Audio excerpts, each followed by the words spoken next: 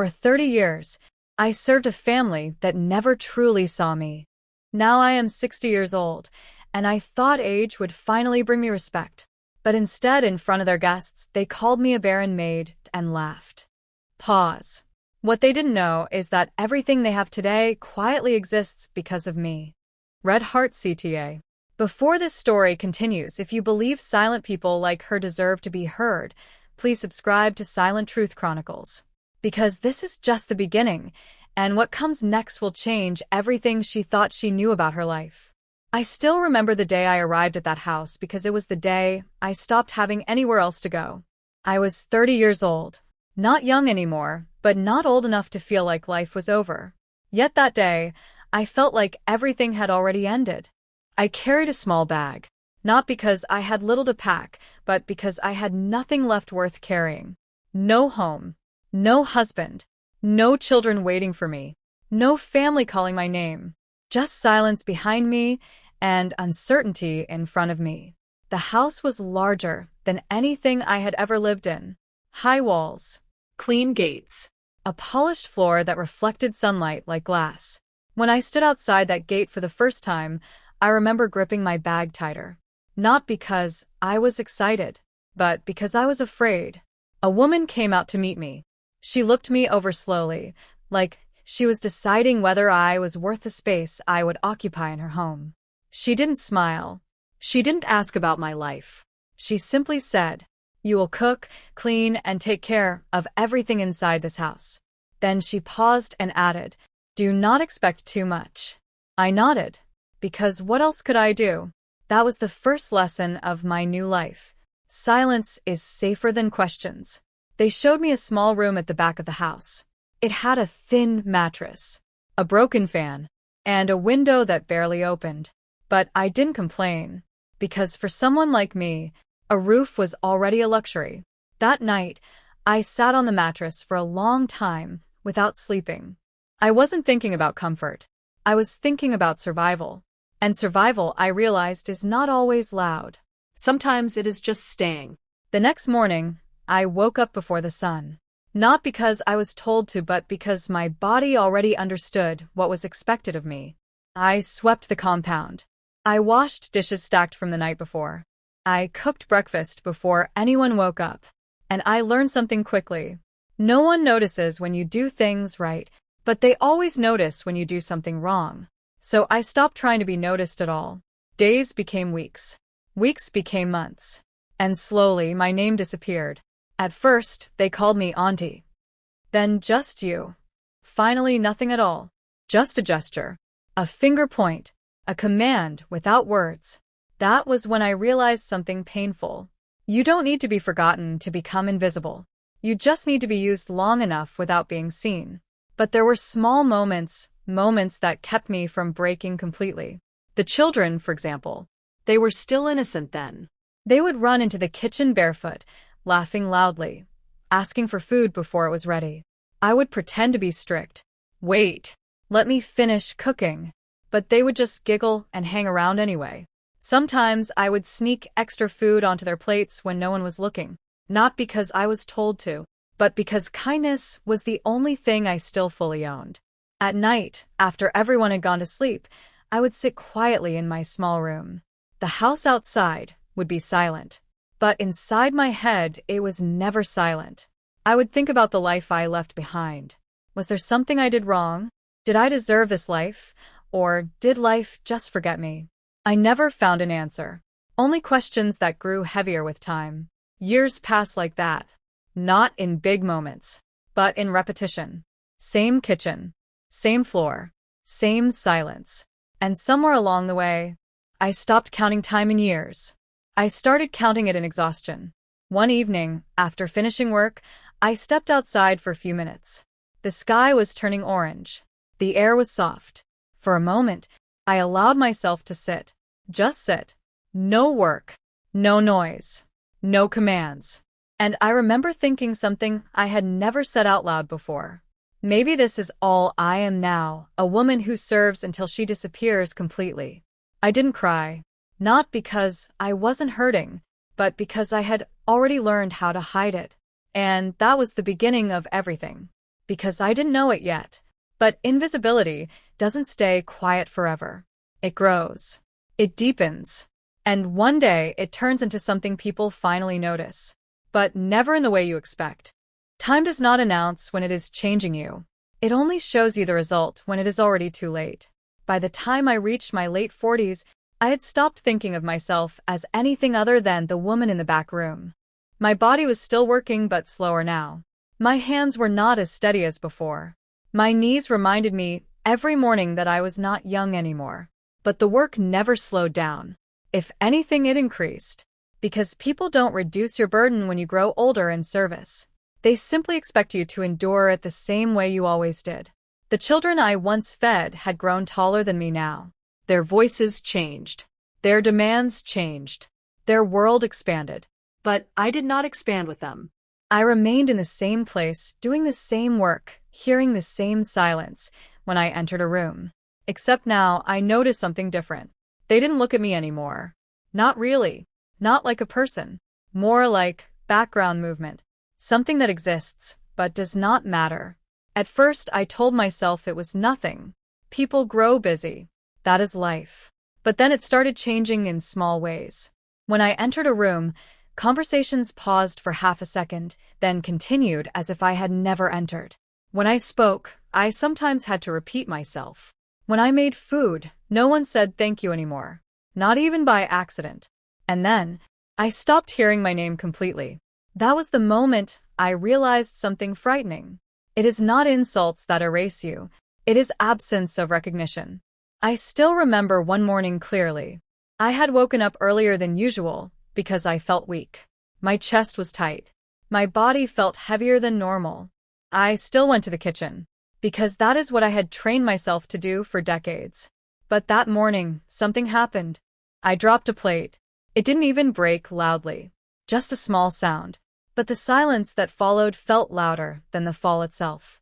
One of the younger women in the house looked at me and sighed. Not with anger, but with irritation. She is getting old. She is becoming a problem. That word stayed with me. Problem. Not person. Not worker. Just problem. From that day, I noticed how they started speaking around me instead of to me. Like I was part of the furniture. Something that exists inside the house but does not participate in it. Even the children stopped running into the kitchen when I was there. They were growing up, yes. But I also knew something else was happening. They were learning how to see me the way the adults saw me. And that realization hurt more than anything else before it. Still, I did not leave. Because where would I go? The truth is something I never said out loud. When you spend too long belonging nowhere, even a place that ignores you feels like home. So I stayed. And I kept working. And I kept becoming less visible. By my 50s, I had become something I no longer had words for. Not a family member. Not a guest. Not even a proper servant anymore. Just a presence. Something expected. Something unnoticed. Something assumed. But even in invisibility, there are moments that remind you that you are still human. Sometimes it was the ache in my back when I bent too long. Sometimes it was the loneliness that hit me at night when the house went silent. And sometimes it was the memory of who I used to be before all of this began. A woman with a name that people once said with care. A woman who once had choices. I had forgotten what freedom felt like. But I had not forgotten that I once had it.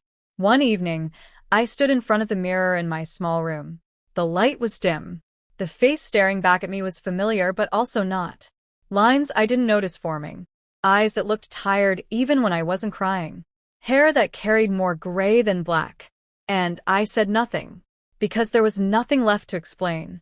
Only time and its consequences. And that was when I started to understand something deeper.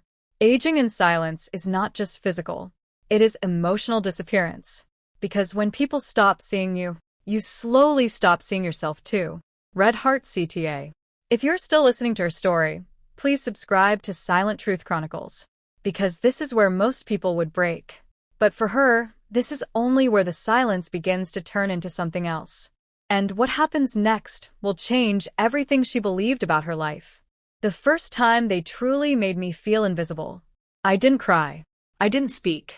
I just stood still and learned something painful. Silence in that house was not respect. It was permission. I was 60 years old when it happened.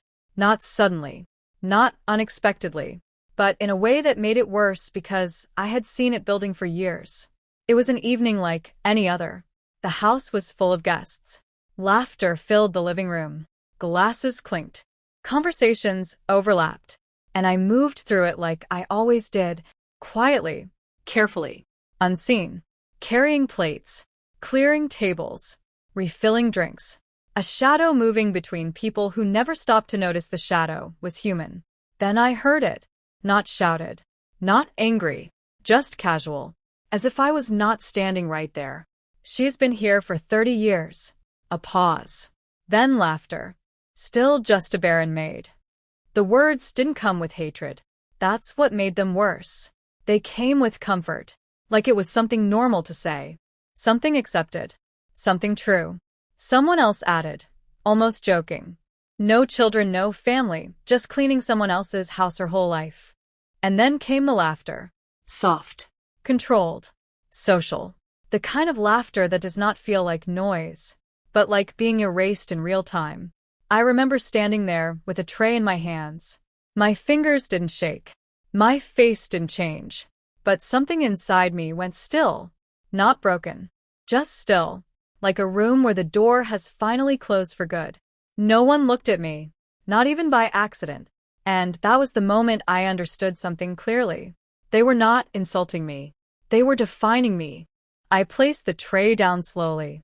No sound, no reaction, no interruption, because I had learned something over 30 years. In that house, reacting was always punished more than enduring. So I did what I always did. I stayed silent. And I kept moving. But as I turned away, I felt something I hadn't felt in a long time. Not anger, not sadness. Something heavier. Recognition. Because I finally saw the truth clearly. I had not just been working in their home. I had been disappearing inside it. That night, after everyone had left the room, I went back to my small space at the back of the house. I closed the door. And I sat down. No tears came immediately. Just silence. The kind of silence that feels louder than noise. I looked at my hands. These hands had cooked for them, cleaned for them, raised their children in ways they never acknowledged. And now, they called me a barren maid. As if my entire existence could be reduced to one word, one label, one joke. But something was different that night. Because for the first time, I did not ask myself why they treated me that way. I asked myself something else. Something I had avoided for 30 years. What did I become by staying here so long? And in that question, something began to shift. Not loudly, not dramatically, but quietly, like the beginning of a truth that had been waiting too long to be spoken.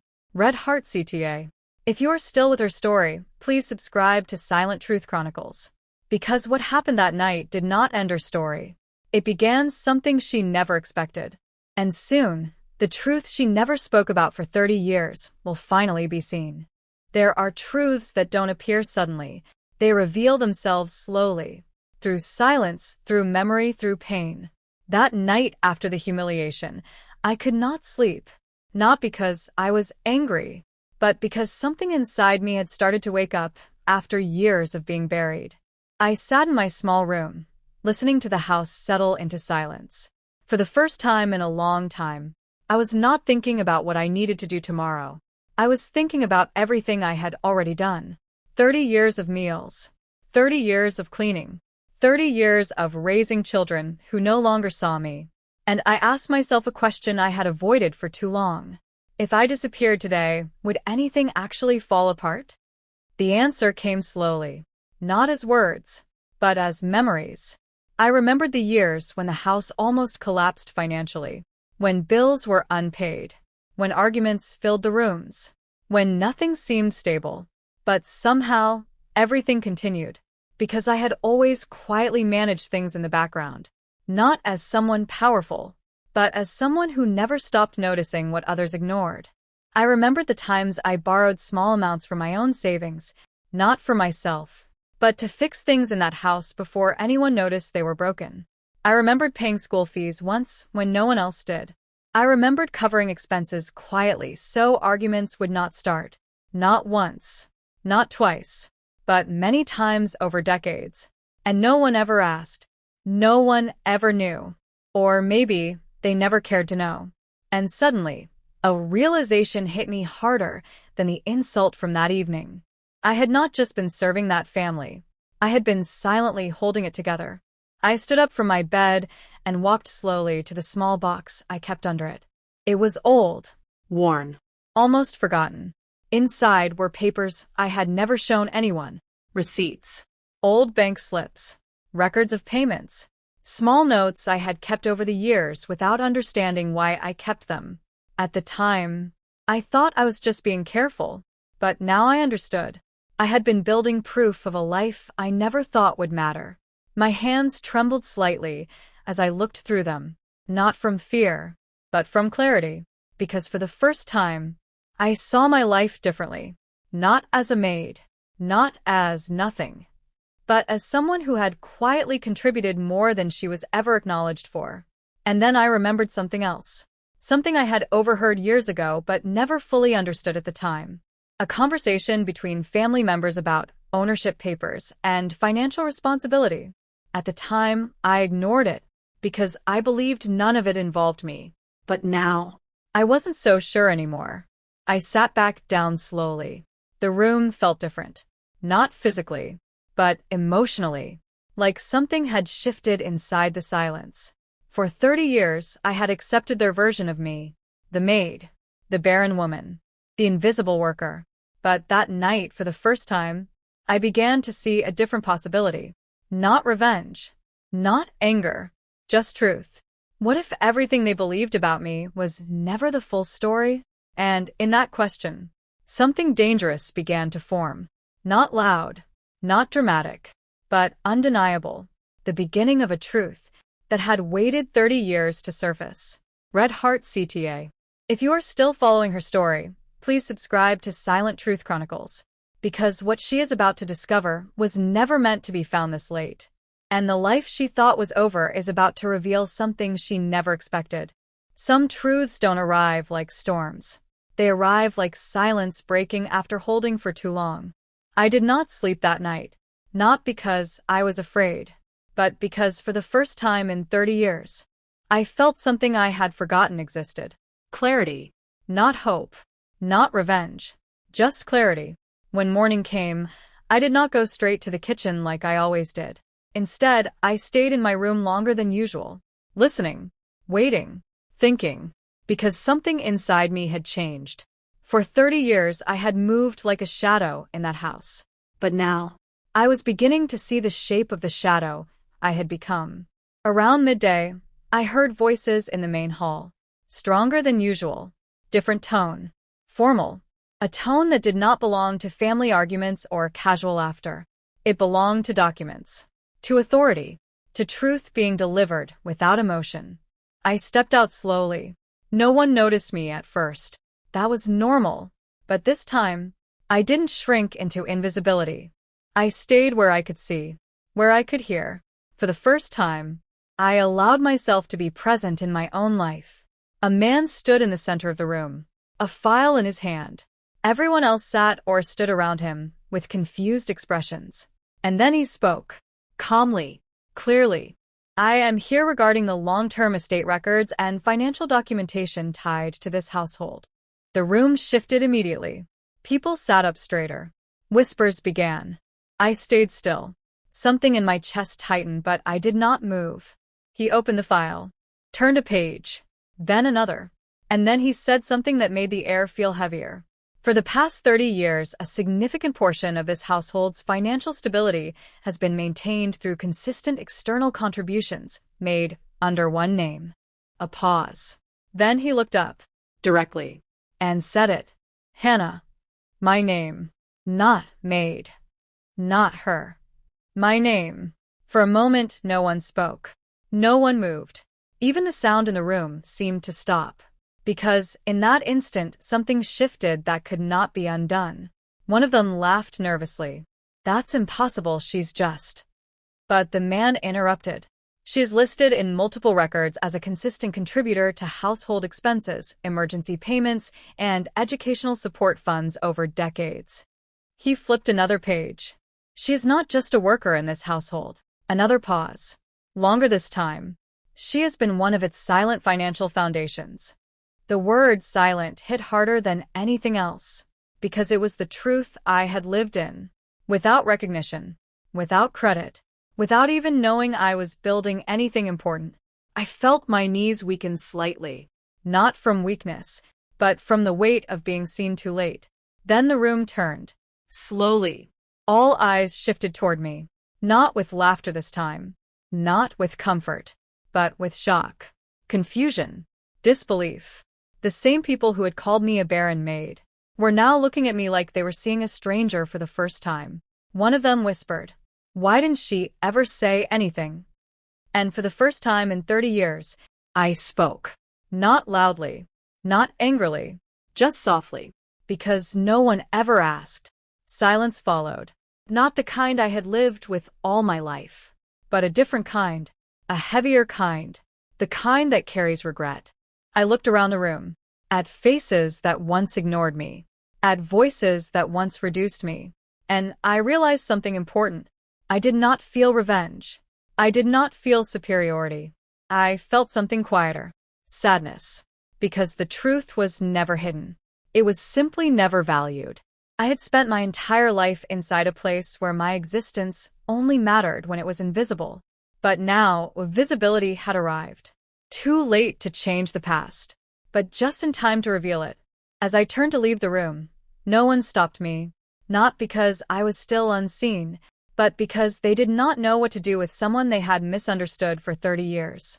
And for the first time, I walked out of that space not as a maid, not as a label, not as a shadow, but as a truth they could no longer erase. Red Heart Final CTA. If this story touched your heart, please subscribe to Silent Truth Chronicles. Because some people are not what the world calls them, and some truths only reveal themselves when silence can no longer hold them. Thank you for listening to her story.